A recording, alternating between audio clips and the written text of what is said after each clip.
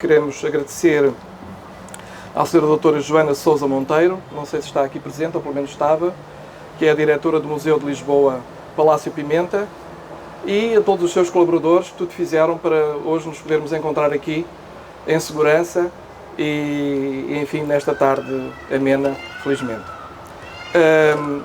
É um privilégio para esta editora apresentar em muito pouco tempo 2 livros da professora Isabel Castro Henriques.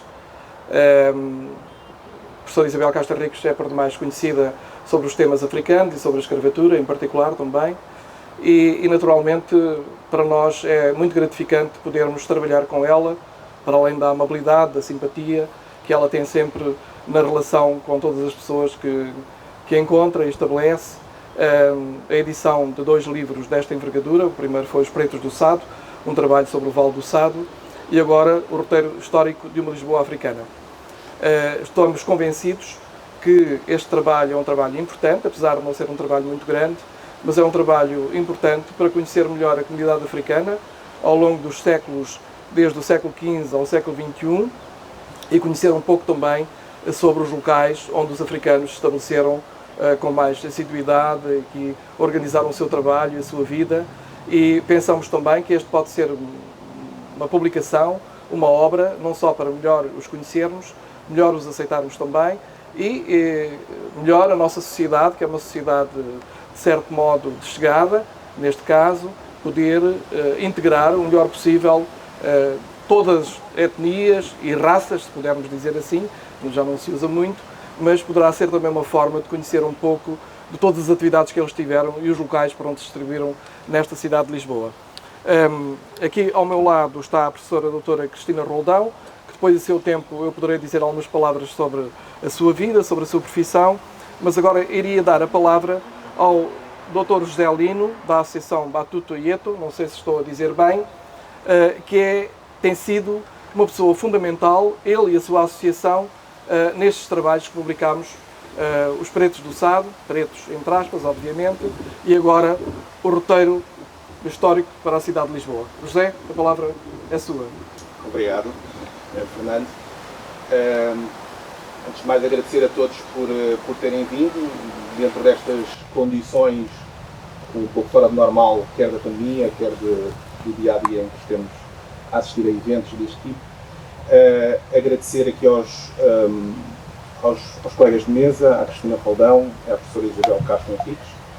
Agradecer à Fundação Americana pelo Desenvolvimento, na pessoa da sua presidente Rita Faden, e aos vários elementos da Fundação que têm-nos ajudado desde 96, ao Charles Buchanan, ao Vítor Ventura, Paula, ao Luz, portanto uma grande equipa. À Câmara Municipal de Lisboa, que também está aqui presente, e à equipa do arquiteto João Reis e do Dr. José Ferreira, que no fundo também nos ajudaram em vários passos destes projetos que nós temos feito em conjunto, e também agradecer à Câmara Municipal de Oeiras e à Embaixada dos Estados Unidos da América, que sempre acompanharam a associação. Eu gostaria de agradecer especialmente aqui à professora Isabel Castro Henriques, no fundo, o seu conhecimento científico e pessoal de mais de 50 anos de trabalho nesta área possibilitou esta importante e rara ponte entre a academia e a sociedade civil, e a Batuto Ieto, no fundo, que comemora este ano 25 anos de existência. Então, nós sempre tentámos aproximar-nos da academia para fortalecer aquilo que nós fazíamos, para certificar um pouco do trabalho que nós fazíamos e dessa forma poder ser mais profundo o resultado do nosso trabalho e também a aceitação por parte da restante sociedade. Sem isso, sem esta ponte com a academia, estas parcerias estão muito longe de ser suficientes, nada do que temos feito teria sido possível.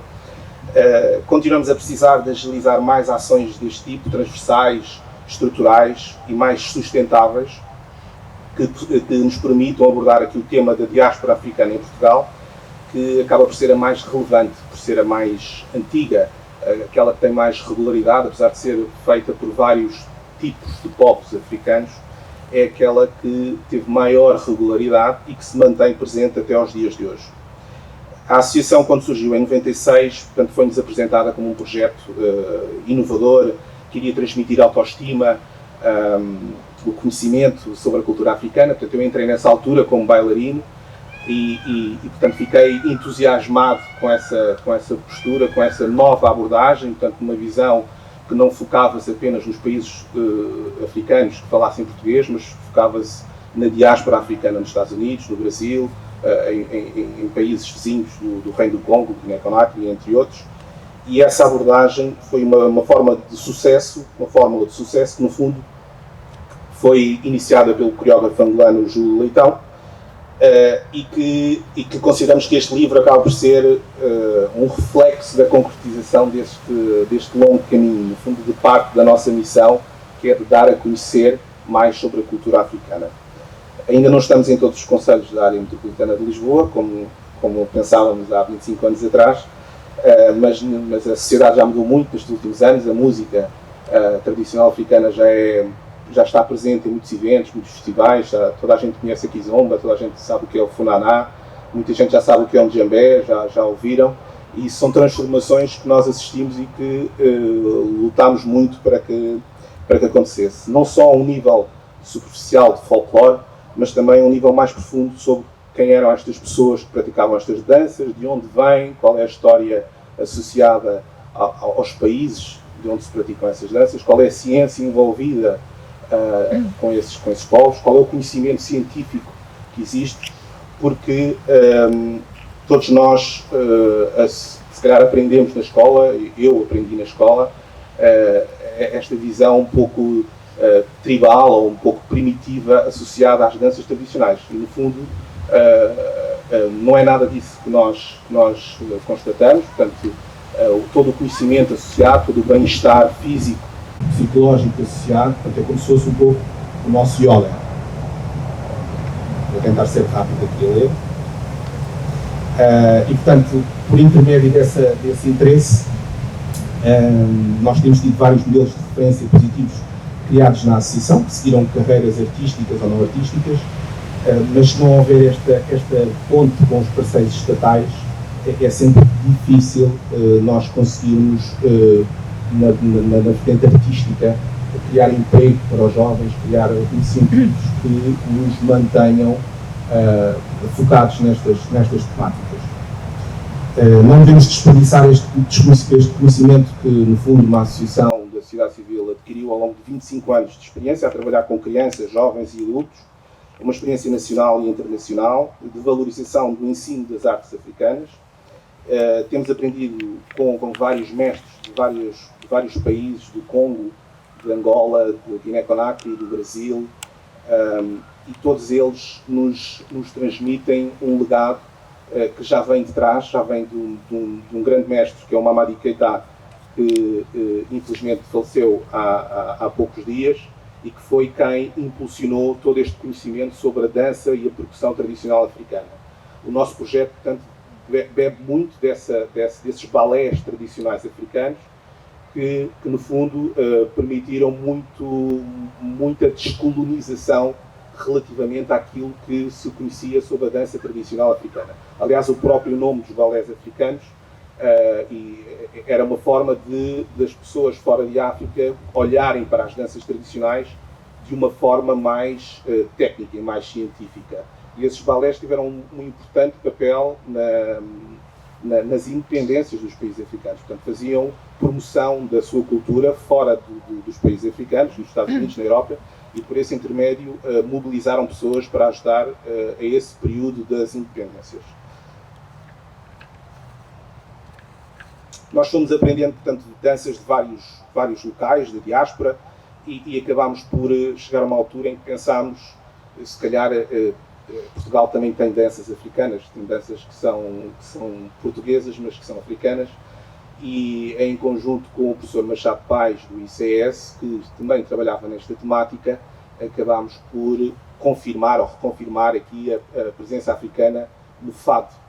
Portanto, o fado dançado, que era o precursor do fado, e também no fandango. Portanto, o fado dançado tinha uma série de danças associadas afro-brasileiras, o lundum, a fofa, a umbigada, a congada, o Colá São João de Cabo Verde, o Puita de Santo Tomé, a rebita de Angola. Portanto, havia aqui uma conexão afro-atlântica entre as Américas, a África e a Europa. portanto, um produto lisboeta, mas com uma gênese desta mistura cosmopolita que havia em Lisboa nesse período.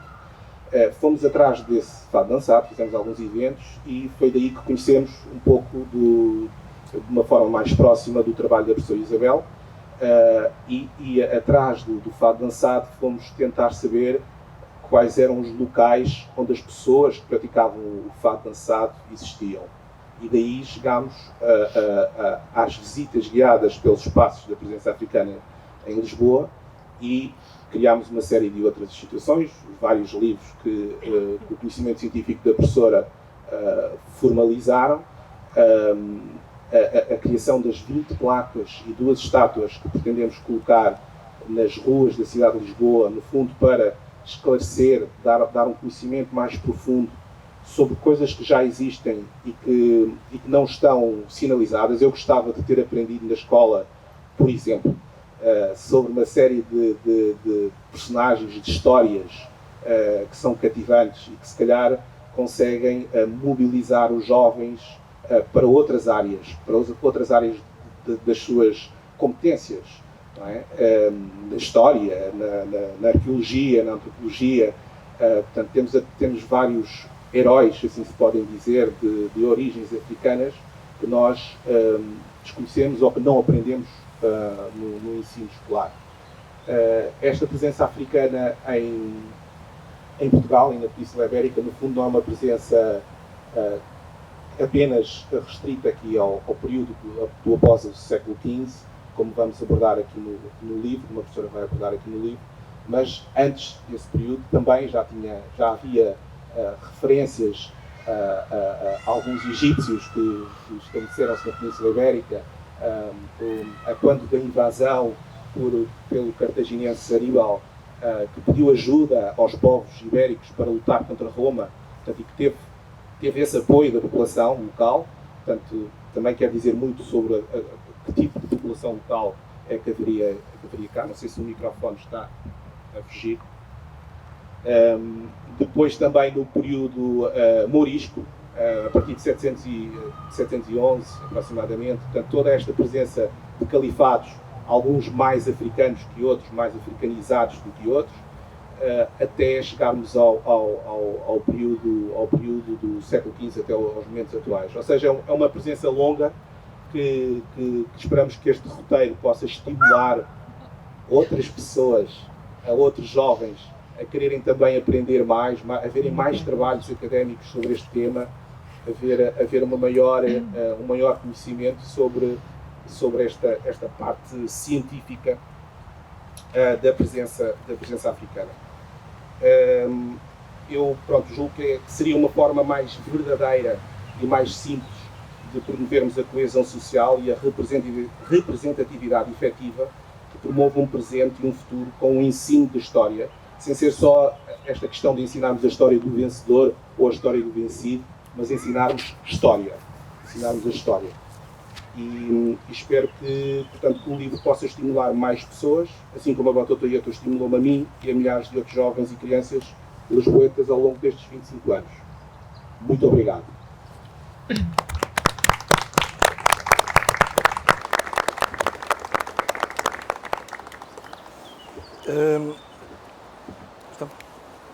Eu penso que... Sim? Ok? Não? Eu penso que é uma verdadeira mistura entre a cultura e a natureza. Se puderem ver, há um intruso que se aproximou aqui de nós. Um intruso bem bonito, por acaso, e invulgar. Queria aproveitar para dizer que o trabalho gráfico é de uma senhora que está aqui à nossa frente, a Dinamena Rodrigues, e é um trabalho muito bem feito, um trabalho extraordinário, com muitas fotografias e enfim, muito bem organizado. Naturalmente, a senhora professora Isabel Castro Henriques teve uma verdadeira odisseia para conseguir a autorização de todas estas fotografias, por, diria, quase dezenas de arquivos, bibliotecas, museus. Portanto, é um trabalho é um trabalho também, quase diria, coletivo do ponto de vista fotográfico e ilustrativo. Vou dar a palavra à senhora professora doutora Cristina Roldão. Ela é doutorada em Sociologia, investigadora no ISCTE e professora na Escola Superior de Educação do Instituto Politécnico de Setúbal. As desigualdades escolares são um dos seus principais domínios de pesquisa, com enfoque nos processos de racismo institucional experienciados pelos afrodescendentes na sociedade portuguesa. Foi coordenadora do roteiro para uma educação antirracista, Setúbal, 2019, coautora de A Presença Negra na cidade de Setúbal, nos séculos XVI e XVII, e coordenou a 7ª Conferência Internacional sobre Invisibilidades Negras e Invisibilidades Negras Contestadas, em Lisboa, 2019. E também a edição comemorativa dos 110 anos do jornal O Negro, em Lisboa, 2021. É autora também do artigo sobre feminismo negro, Falta-nos Contar, do jornal O Público. Tem participado ativamente no debate académico e público sobre o racismo em Portugal. Sra. Professora, faz favor. Obrigada.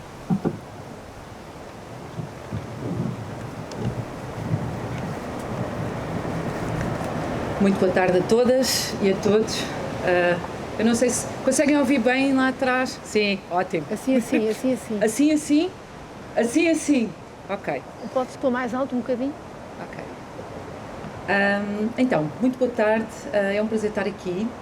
Quero agradecer o convite que a Isabel Castro Henriques me fez para apresentar este roteiro histórico de uma Lisboa africana. O trabalho da Isabel dispensa apresentação, como sabem. Ela é presidente do Centro de Estudos Africanos da História da Faculdade de Letras da Universidade de Lisboa, investigadora do Centro de História da Universidade de Lisboa, docente durante várias décadas, e da sua pena nasceram obras, trabalhos fundamentais para qualquer pessoa que queira começar a perceber o que é isto desta história silenciosa, ou diria melhor, desta história silenciada, sobre este Portugal negro, sobre esta Lisboa negra.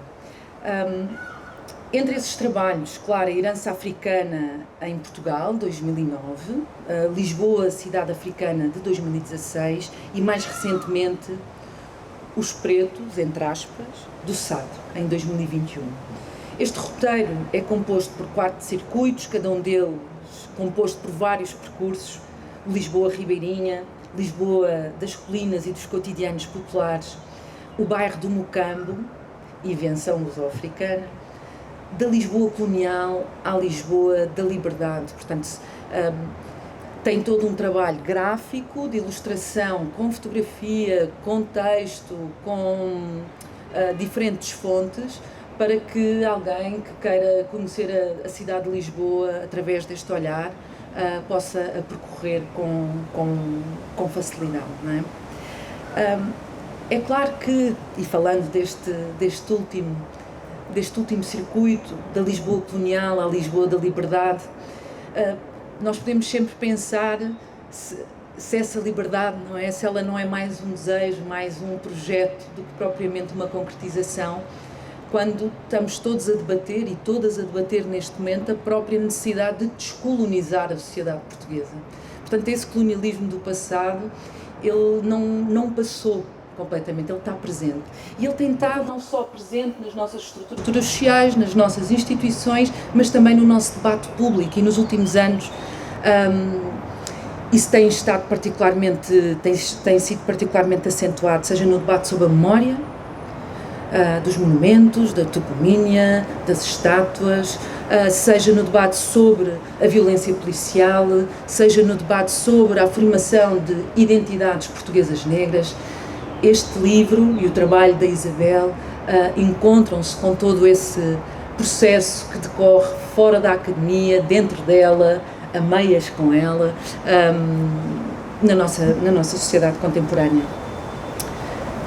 Num trabalho de composição e de costura, este roteiro mobiliza gravuras, pinturas, azulejos, cerâmica, topomínia, documentos escritos, procurando recuperar um sentido para uma história impossível, uma história fragmentada. E, portanto, é sempre preciso este trabalho de como é que se compõe, não é? Como é que se cria uma narrativa que, de preferência, não repita ela própria as relações de poder que estiveram na base da sua construção, e essa é uma atenção que a Isabel procura ter. Com este roteiro mapeamos a presença negra, e diria eu, até melhor, mapearíamos a relação de Portugal com a população negra que cá e lá escravizou e colonizou.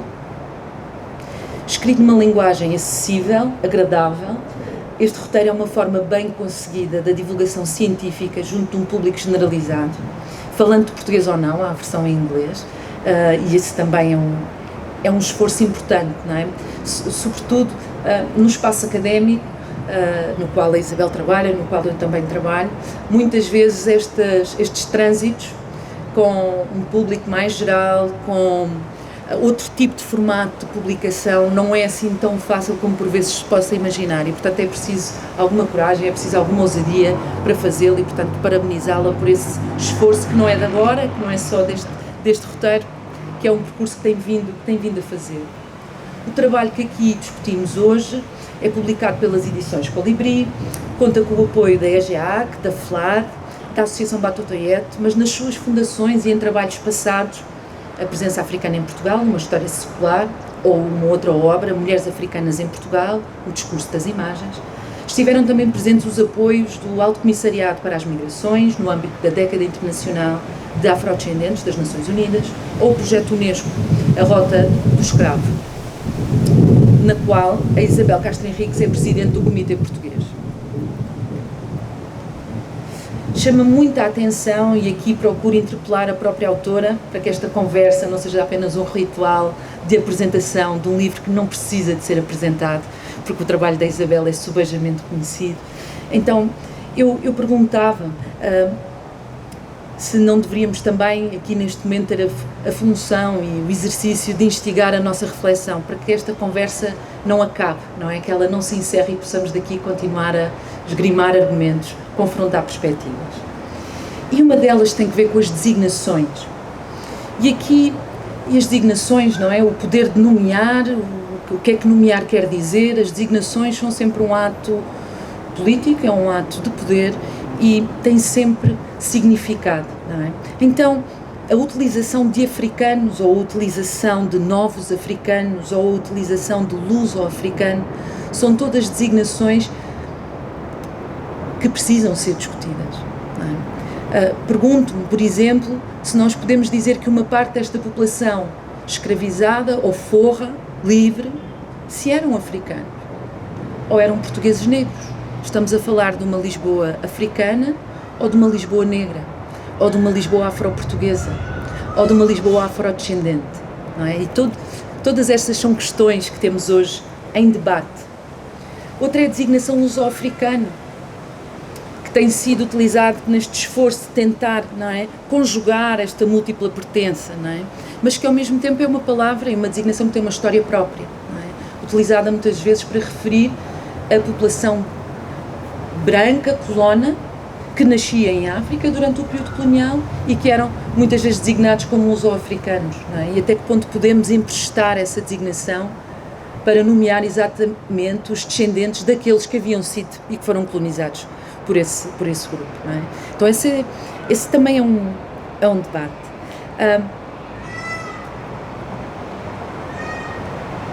Não é que a dimensão étnico-racial esteja ausente. A Isabel vai tocando nela, por vezes mais na questão da origem nacional ou origem africana, outras vezes tocando mais na dimensão étnico-racial e referindo ao longo de todo o texto os processos de discriminação de que a população negra em Portugal foi sendo alvo ao longo da história e que ainda é hoje, não é?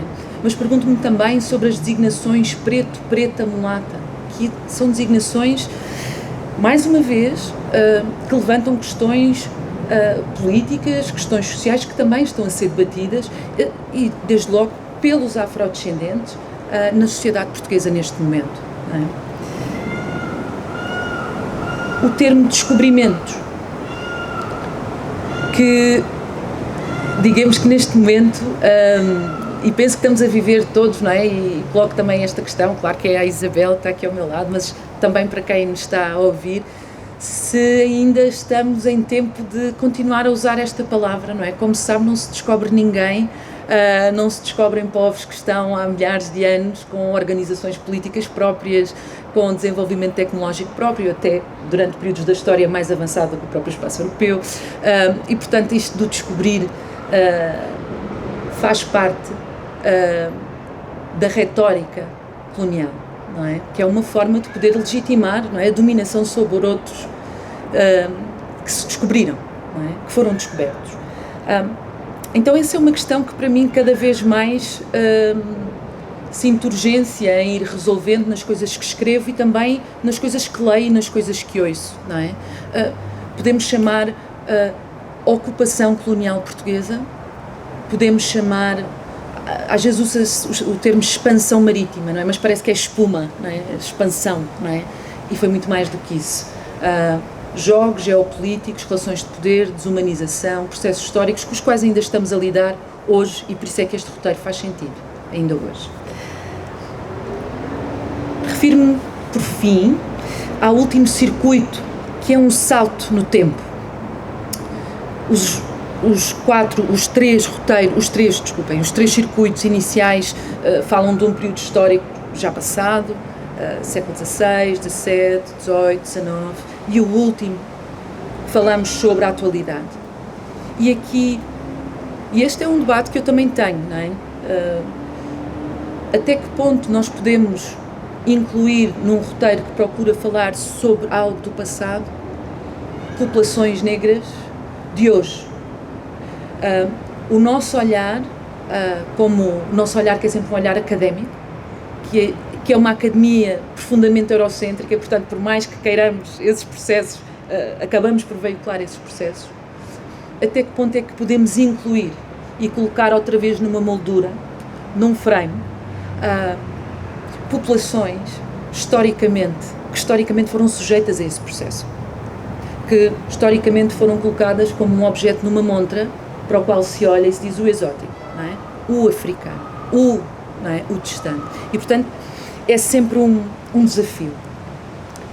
E para fechar, este espaço que a Isabel tem vindo a abrir, a compor, juntamente com outros e com outras, carece para ser ainda mais aberto, completo, de vozes negras portuguesas, de académicos e académicas negras portuguesas, na produção, na coordenação e na direção desse conhecimento.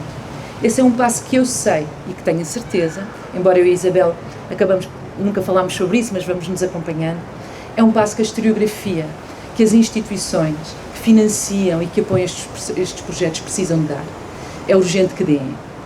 Este trabalho, que é de certo modo uma contranarrativa ao imaginário branqueado sobre a identidade nacional, faz aliás parte de trabalho e de luta feita fora da academia.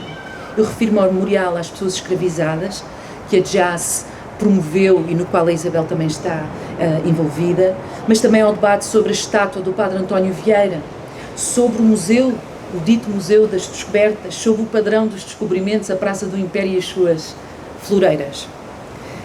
Portanto, este roteiro faz todo o sentido neste momento. Obrigada a todos, obrigada Isabel por este trabalho e pelo convite.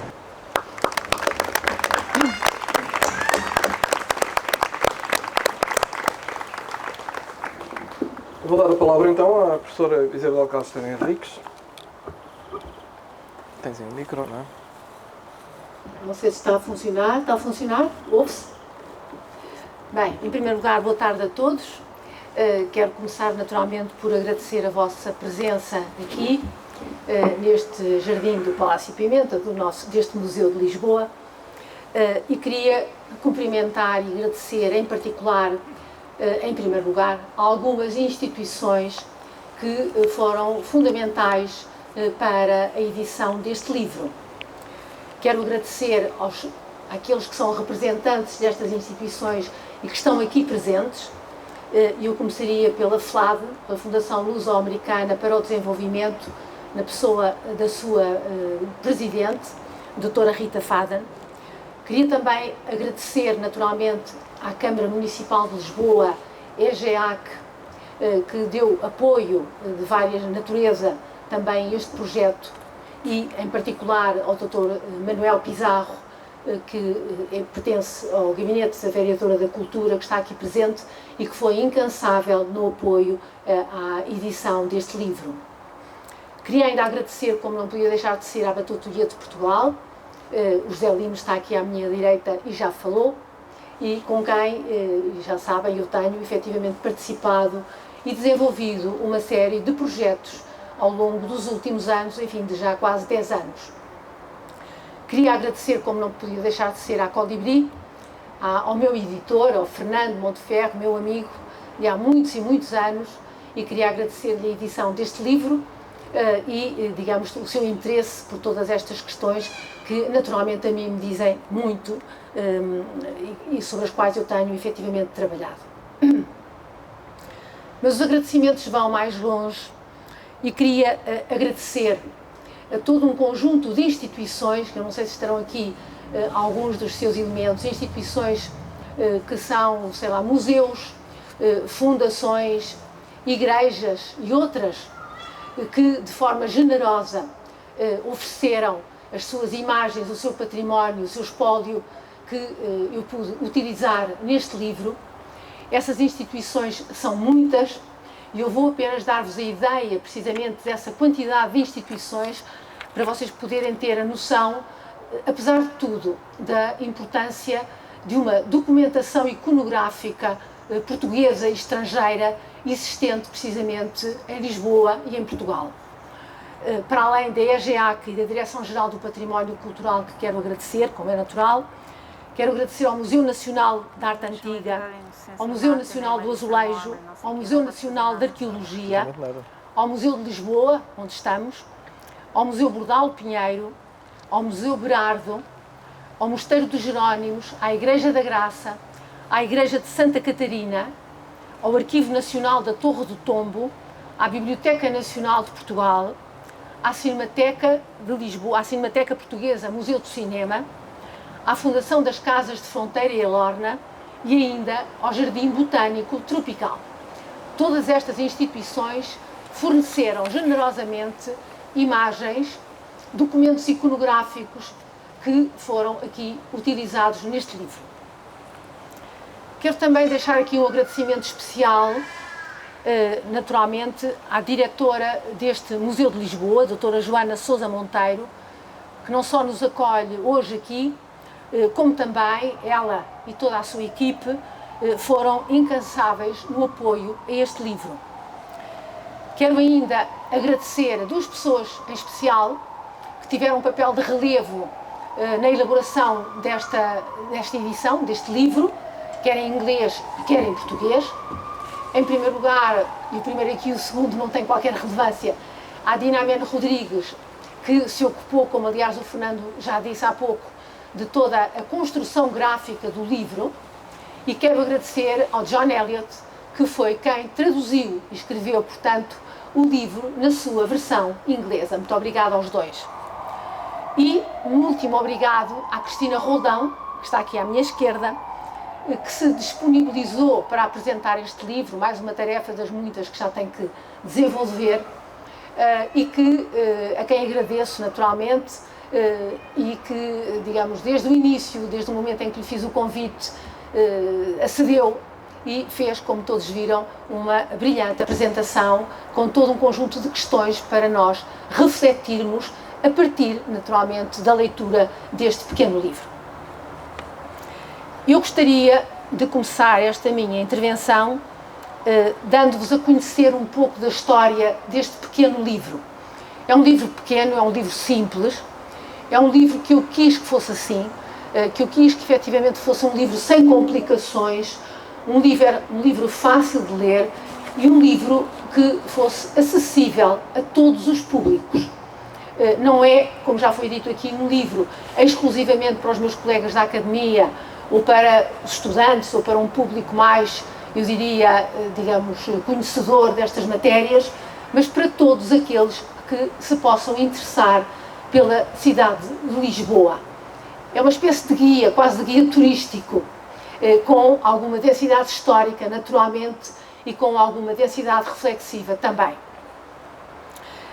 Este livro pretende, acima de tudo, dar a conhecer os lugares da presença africana em Lisboa ao longo de séculos, portanto, uma presença longa, duradoura, permanente. É essa, digamos assim, o motivo primeiro que levou à construção deste livro. Escrever sobre a história de Lisboa, sobre a história africana de Lisboa. Há mais de 50 anos já que eu trabalho sobre a história da África, sobre a história dos africanos, isso já foi, aliás, aqui até referido. Eu comecei na Universidade Francesa já lá vão muitas décadas, em 1970, e se esse foi o meu projeto de vida que me acompanha, como se sabe, até aos dias de hoje, a verdade é que, a partir, digamos assim, da década de 2000, por aí, me preocupei particularmente também em estudar precisamente a história dos africanos em Portugal. Sabemos que eles existem, que eles viveram aqui. Efetivamente, essa história parecia-me e era, efetivamente, uma história silenciada, uma história sobre a qual nada sabíamos, uma história difícil de encontrar e de visualizar. Não a víamos, não a percebíamos, não a encontrávamos. Essa história era efetivamente uma história invisível. E esse meu projeto de estudo começou naturalmente por estudar a presença africana em Portugal, de uma maneira mais genérica. Várias produções fiz nessa altura, a partir de 2000, 2009, já aqui foi dito, o livro A Herança Africana em Portugal, que deu conta de uma investigação que demorou alguns anos a fazer, porque foi difícil encontrar documentação escrita sobre isto, sobre esta história, sobre esta herança africana em Portugal. Também uma exposição itinerante que eu elaborei em 2011, em português bilingue, em português e inglês, com um catálogo, com o catálogo respectivo, uma exposição que articulava e articula, porque ela ainda existe, ainda circula, articula texto e articula imagem, e essa exposição permitiu levar a muitos pontos de Portugal, mas também ao estrangeiro, nomeadamente à Europa, como a França e a Espanha, por exemplo, mas também à África, como Angola, São Tomé e Cabo Verde, permitiu levar precisamente algum pouco conhecimento, digamos, escrito e também visual, sobre essa presença africana em Portugal, a partir, digamos assim, de meados do século XV. Depois, é evidente que me interessei por Lisboa em particular. E interessei-me por Lisboa porque, efetivamente, sobre Lisboa, apesar de tudo, a documentação escrita e a documentação iconográfica era mais importante. Portanto, eu tinha mais material para trabalhar sobre Lisboa do que sobre outras regiões do país. E em 2016, no âmbito do Comitê Português do Projeto Unesco A Rota do Escravo, pude publicar online uma primeira versão, de certa maneira, deste roteiro, com o apoio do Pedro Pereira Leite. Intitula-se Lisboa, Cidade Africana. Foi bastante consultado, foi bastante utilizado, e em 2019 este roteiro foi publicado pelo Alto Comissariado das Migrações, que deu sempre apoio a esta publicação. Mas foi publicado para consumo interno, isto é, não foi disponibilizado para um público genérico, geral e global. E, portanto, várias vezes, muitas vezes, eu senti que havia necessidade de alargar esta publicação para que ela pudesse chegar a um público mais vasto. Na realidade, vários foram os pedidos para este livro, para este livrinho de 2019. E por isso eu decidi refazer o livro, digamos, acrescentá-lo, dar-lhe, digamos, uma nova vida e publicá-lo para um público mais vasto, e é esta publicação que nós temos hoje aqui, graças efetivamente ao Fernando Monteferro e às edições Colibri. Qual é a ideia central? A ideia central que está por trás deste estudo? Ou dito de outra maneira, o que pretendo eu dar a conhecer com este livro? A ideia central é simplesmente dar visibilidade histórica à presença africana em Lisboa, cidade que naturalmente é de todos aqueles que nela vivem e trabalham, e dar a conhecer, marcando de forma simbólica essa presença na cidade de Lisboa. Trata-se, como já foi dito, de uma presença secular de muitos séculos, de uma presença massiva, sobretudo de escravos até ao século XIX, aos princípios do século XIX, uma presença desde o século XV, de uma presença constante, continuada no tempo, e da presença mais significativa de comunidades estrangeiras no nosso país e em Lisboa em particular, não só do ponto de vista numérico, mas também da sua intervenção social, cultural e económica na vida portuguesa e na vida da cidade de Lisboa. Esta presença é também significativa porque foi acompanhada desde o início e ao longo dos séculos pela construção de um preconceito português e lisboeta anti-negro, anti-escravo, anti-africano, que ainda permanece, lamentavelmente, em algumas franjas da nossa sociedade. A cidade de Lisboa, como muitas outras cidades portuguesas, ou cidades europeias, ou cidades do mundo, eu diria, está cheia, como nós sabemos, de símbolos, de marcos históricos, de estátuas, de lugares, de monumentos, que dão conta naturalmente da sua própria história.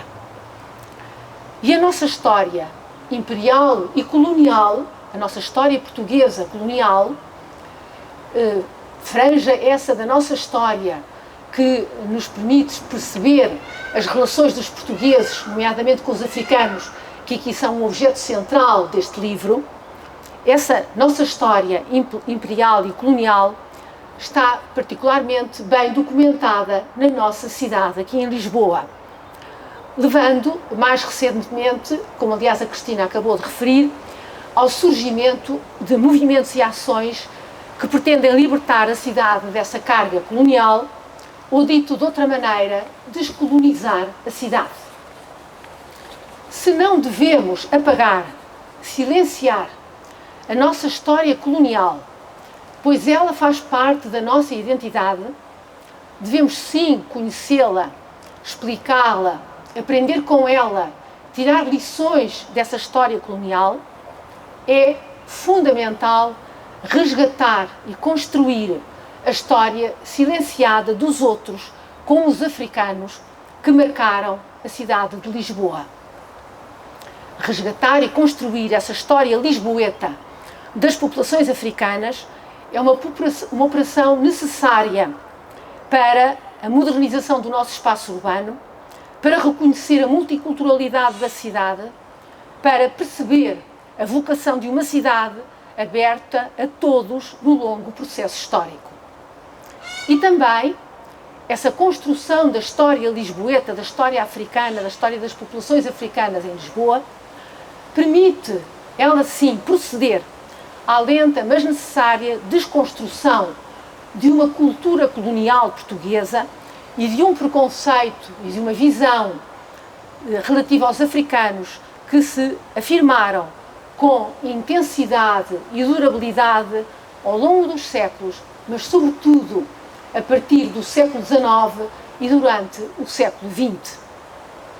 Eu diria que descolonizar a cidade não passa pela destruição daquilo que é visível, não passa pelos elementos da nossa história colonial, mas sim pela construção daquilo que permanece ainda invisível, neste caso, a história dos africanos na cidade.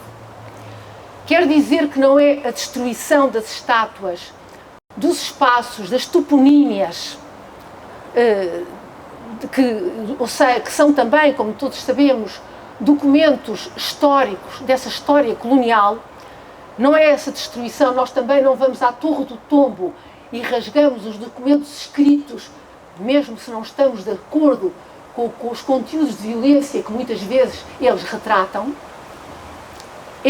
Não é, portanto, destruindo, mas, obviamente, procurando, digamos assim, eventualmente modificar a sua localização quando isso nos choca, por exemplo, mas é sobretudo resgatando essa outra vertente da nossa história da história silenciada durante anos que permite, efetivamente, descolonizar a cidade. Ela exige essa nova história, essa história atual, essa história dos africanos, exige a construção de uma visão nova dessas populações que são tão lisboetas como nós, todos os brancos, através do conhecimento das suas culturas, através da valorização das suas intervenções na cidade de Lisboa em particular, através do seu reconhecimento como parte integrante do tecido social, nacional e, naturalmente, lisboeta. Não é, portanto, o ato de destruir, mas sim o ato de construir que permite o conhecimento histórico global da nossa cidade de Lisboa. Como fazê-lo? Como podemos fazer esta construção? Naturalmente, através de múltiplas maneiras.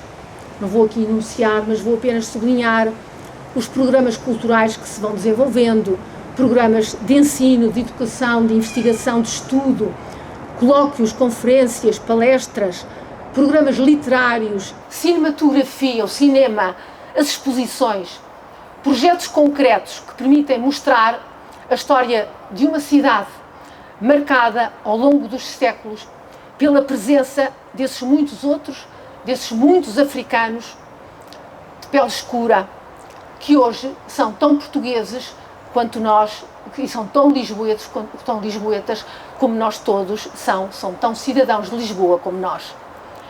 Alguns desses projetos, já foi aqui dito, nomeadamente pelo José Lino, têm vindo a desenvolver-se. Refiro, por exemplo, o Memorial de Homenagem às Pessoas Escravizadas, um belíssimo projeto escultórico que vai ter lugar no Campo das Cebolas, ao lado, como sabem, do Terreiro do Paço, que pertence a um escultor angolano, Quiluange Quiaenda, e que foi levado a cabo pela pela Associação de Afrodescendentes de Jace. Mas refiro também o projeto de organização de visitas guiadas, explicando os lugares africanos de Lisboa, que já tem vários anos e que tem permitido levar todos aqueles que o desejam a conhecer esses lugares que existem na cidade de Lisboa. Projeto que foi apoiado pela Câmara Municipal de Lisboa e que foi, como aliás o José Lino disse, um projeto da Associação Batuatuiê de Portugal. E ainda um projeto muito interessante para o qual eu chamo aqui a atenção e sobre o qual o José Lino falou, que está aliás documentado no livro, na parte final do livro, que é um projeto de placas de pedra gravadas, que já estão acabadas, gravadas com textos que eu tive a honra de fazer e que dizem respeito aos vários sítios, a 20 lugares da cidade de Lisboa, que falam precisamente da presença dos africanos, valorizando essa presença e dando a conhecer as intervenções africanas nessas diferentes zonas da cidade de Lisboa. Este projeto de pedra gravadas está acabado e aguarda há um ano, infelizmente, a sua colocação na cidade. E eu apelo aqui à Câmara de Lisboa, se estiver aqui alguém a representá-la, apelo também às juntas de freguesia para que possam efetivamente apoiar a Associação Batuatuiê de Portugal, fornecendo simplesmente um pedreiro ou dois para poder colocar, digamos assim, estas placas que dão a conhecer precisamente os muitos lugares que até hoje estão silenciados nesta perspectiva da história africana de Lisboa. Essas placas, como o José Lino, aliás, já disse, falam dos lugares onde viveram homens e mulheres de África, escravos ou forros, ao longo dos séculos, e permitem, precisamente, olhar e compreender a nossa cidade numa perspectiva aberta, culturalmente diversa, mais abrangente, dando conta de todos os lisboetas que aqui viveram, aqui trabalharam na cidade ao longo de muito tempo. Eu queria muito rapidamente dizer mais duas palavras para não também abusar da vossa paciência e da vossa atenção sobre este livro, apesar de a Cristina já ter falado precisamente da organização deste livro, da estrutura deste livro. E eu queria começar por dizer que o livro articula texto e imagem, e a imagem aqui, estas imagens, uma imagem iconográfica, uma imagem fotográfica também, esta imagem aqui é, digamos, trabalhada como um documento histórico. Eu não trabalho a imagem, e acho que ela não deve ser trabalhada exclusivamente como uma ilustração do texto escrito. A imagem fala por si. A imagem é um documento histórico. A imagem deve ser trabalhada autonomamente porque ela diz muito sobre aquilo que foi o tempo em que foi feita, o contexto em que foi elaborada, por quem foi feita e o que ela quer dizer, que, digamos, mensagem ela nos transmite. Foi essa, digamos, a metodologia que foi aqui seguida, articular texto, articular imagem e procurar mostrar precisamente, através dessa muita iconografia, os vários lugares da Lisboa africana ao longo dos séculos. O livro inicia-se com uma introdução que fala, digamos assim, da cidade de Lisboa, de uma forma simples, da sua história, do seu espaço, portanto, do tempo e do espaço, mas também dos africanos que para aqui vieram. Como é que eles vieram, quando é que vieram, como é que se instalaram. E, portanto, pretende dar uma perspectiva dessa chegada e dessa instalação africana ao longo do tempo. Os 4 capítulos já foram aqui referidos pela Cristina, a que eu chamei circuitos, precisamente para dar uma ideia, precisamente, das várias zonas da cidade que me pareceram poder ser autonomizadas para dar a conhecer, precisamente, essa presença africana nos seus vários lugares. A primeira, que é Lisboa Ribeirinha, que vai do Mosteiro dos Jerónimos e da Torre de Belém até ao Porto de Lisboa, ao Terreiro do Paço, aos cais da cidade, pondo em evidência as populações africanas desde o momento da sua chegada a Portugal, que entram pelo Terreiro do Paço, como são vendidos os escravos, e depois de se fixarem em Lisboa, de se integrarem na cidade, as suas diferentes atividades sociais, atividades comerciais e as suas relações com as populações portuguesas. O segundo circuito, o segundo capítulo, que dá conta da Lisboa das colinas e dos cotidianos populares e que põe em evidência, sobretudo, os vários bairros antigos de Lisboa, Moraria, Castelo, o bairro Alto, já do lado daqui da cidade, e, portanto, Alfama, esses bairros antigos, onde viviam, efetivamente, homens e mulheres africanos, forros, muitas vezes em casa própria, como dizem os documentos da época, tinham casa própria, e que viviam aí, a partir do seu local de instalação, deslocavam-se por toda a cidade, não só numa atividade comercial, que foi uma grande atividade e foi uma das atividades fundamentais desenvolvidas pelos africanos e, sobretudo, pelas mulheres, mas também procurando, digamos assim, assegurar a gestão, a limpeza da cidade. Os africanos tiveram, e as africanas tiveram, efetivamente, esse trabalho, o trabalho de assegurar a gestão da cidade de Lisboa. Fazer circular a água, levar a água. Não havia água canalizada, como vocês podem imaginar. E, portanto, a água, bem indispensável, tinha que chegar às habitações, às casas, às diversas casas. Eram as africanas e os africanos que a transportavam. Depois, deitar o lixo, recolher o lixo e deitá-lo fora, para que a cidade fosse uma cidade minimamente limpa. Depois também desenvolviam um papel de circulação da informação, faziam uma espécie de correios da cidade. Eram também os africanos que permitiam chegar mensagens de um lado ao outro lado da cidade. Há todo um conjunto de intervenções, de participação na vida urbana extremamente importante, para não falar, naturalmente, do trabalho dos escravos, do trabalho duro dos escravos, que era um trabalho doméstico, mas que era também um trabalho ativo na economia da cidade. Portanto, a construção da cidade foi sendo feita por estes homens e por estas mulheres.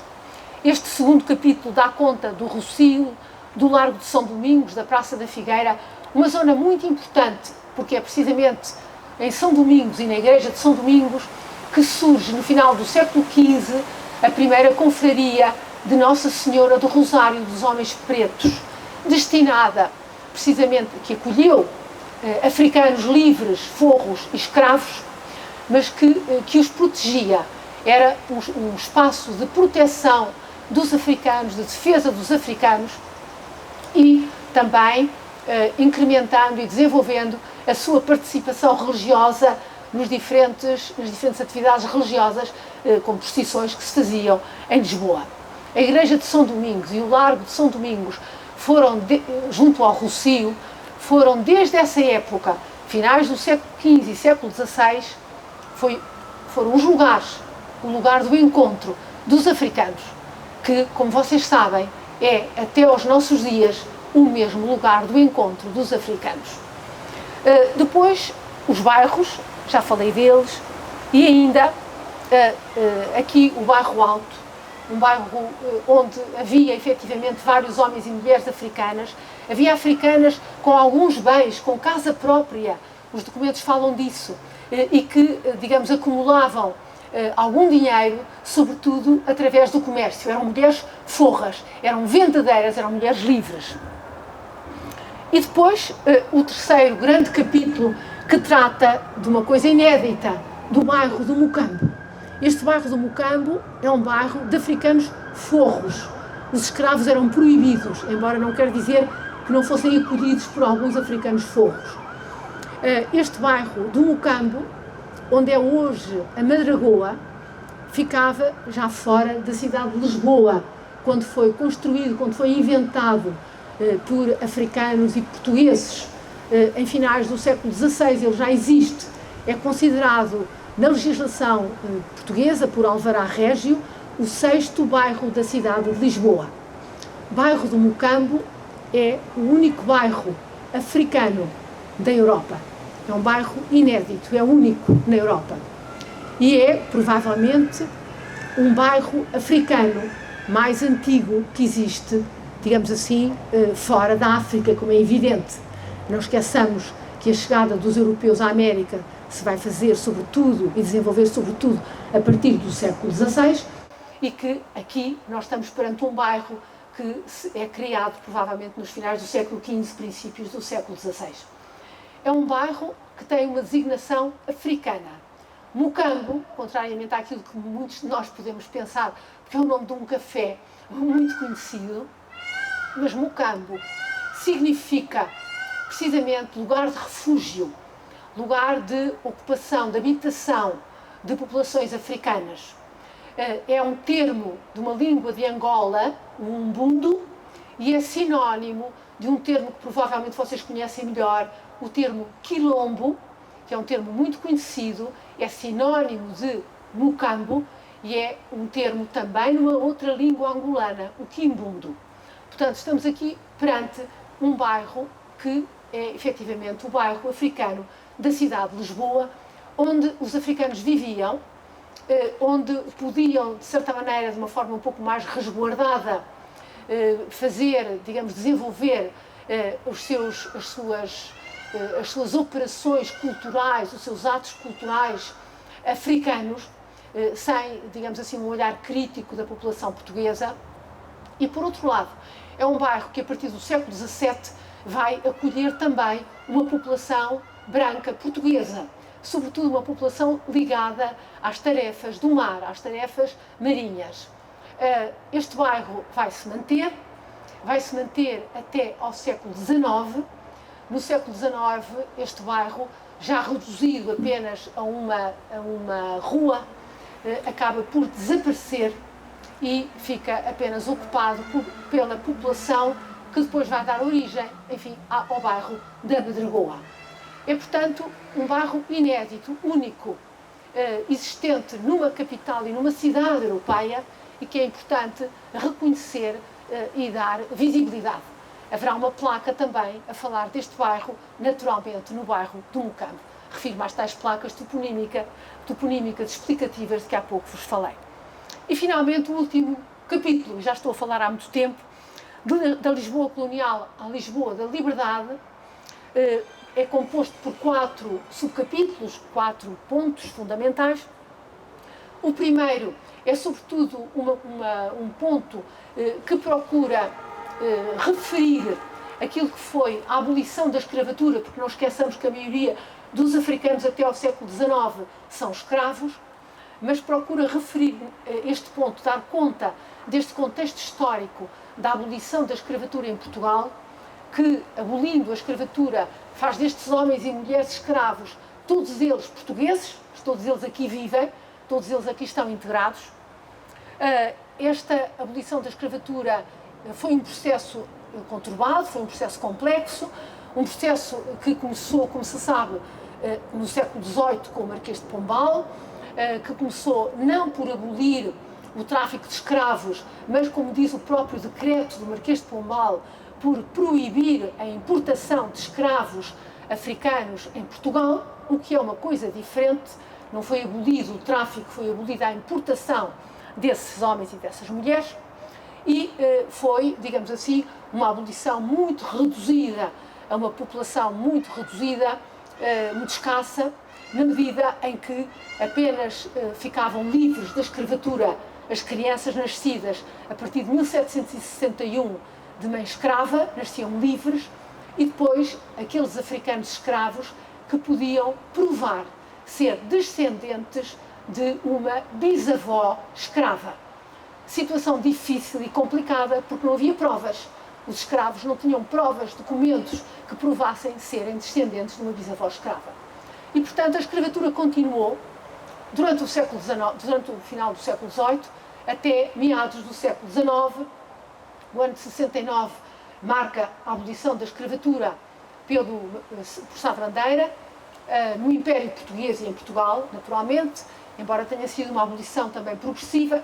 Não vou aqui falar muito desta questão porque eu vou-me alongando quando estou a falar sem texto, mas queria precisamente dar-vos conta de que aqui, nesta primeira parte, o livro mostra algumas imagens e algumas indicações, algumas informações sobre a forma como esta abolição foi feita e, sobretudo, como se seguiu um período marcado por uma desvalorização e um acentuar, uma consolidação do preconceito que tem a ver com as teorias raciais e, digamos assim, de hierarquização racial e de hierarquização cultural que se desenvolveram na Europa do século XIX.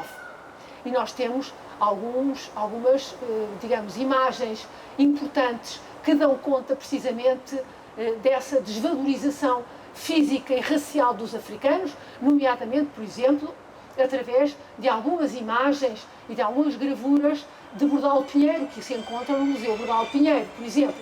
Mas vocês verão isso necessariamente no livro, não vou aqui falar sobre essa questão. Finalmente, 2 pontos para terminar.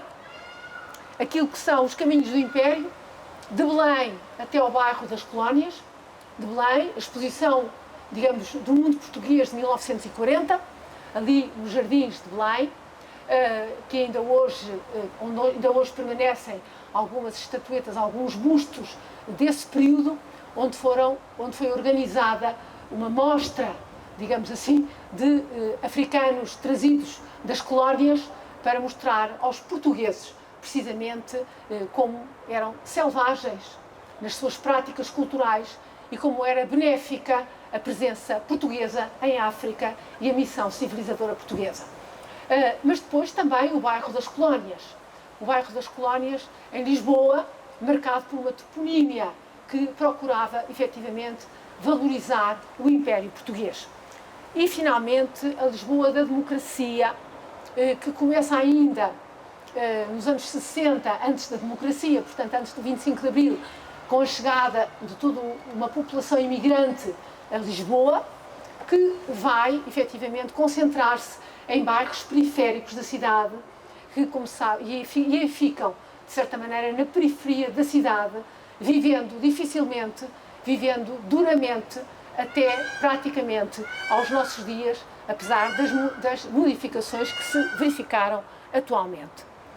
Depois, evidentemente, já depois do 25 de Abril e, sobretudo, os projetos novos e a possibilidade, precisamente, de procurar mostrar uma outra cidade, de reconhecer estas populações africanas como populações portuguesas que são, muitas delas, e também aquelas que são africanas da imigração que se veio desenvolvendo precisamente nos tempos mais próximos. É também uma cidade de todos. A nossa cidade, Lisboa, é de todos aqueles que aqui trabalham. E é precisamente, digamos assim, com essa imagem da atualidade e daquilo que nós podemos efetivamente fazer para reconhecer a totalidade das populações e das populações africanas em Lisboa, que este livro procura contribuir. Ele termina com memórias e estudos, termina também com uma indicação tão exaustiva quanto possível de museus, de coleções, de bibliotecas, onde foi possível encontrar elementos para a construção deste livro e onde podem também todos encontrar mais elementos fundamentais para prosseguir esta primeira investigação, que é apenas o ponto de partida para outros trabalhos futuros, e termina naturalmente com uma bibliografia, como qualquer trabalho deve terminar. E dito isto, muito obrigada pela vossa atenção e desculpem se demorei muito tempo. Obrigada.